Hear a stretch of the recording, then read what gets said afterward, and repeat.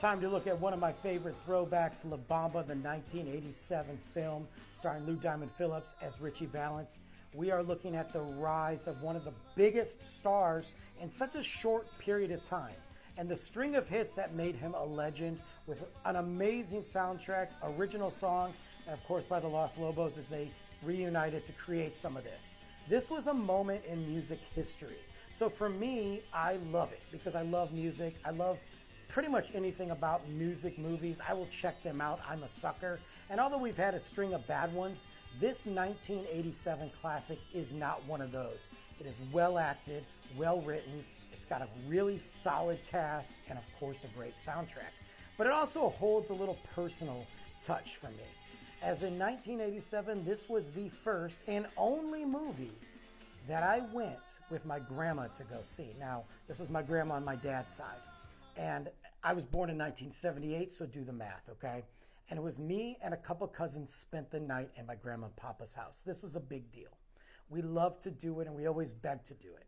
The next day, we went to breakfast, this place called Buggy Works. It's no longer there anymore in Michigan, but we went there, and I'll never forget it. They used to get these little ice creams with these little glass animals inside of them. Yes, like glass, and then turned into hard plastic mini animals on top of your scoop of ice cream.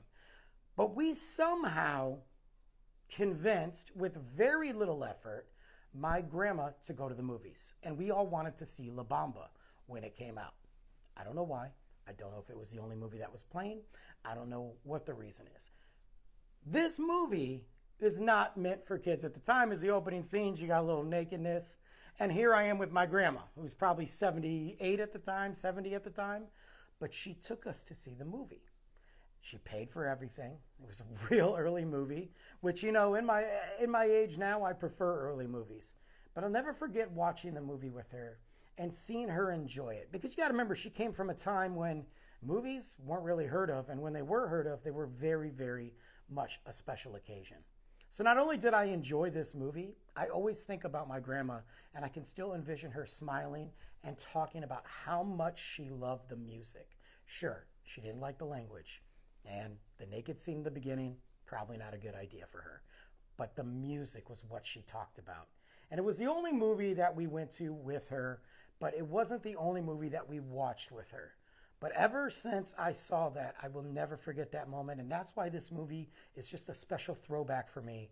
And if you haven't seen it and you're a fan of music, you're a fan of just documentary style biographical films that are actually good, check out La Bamba.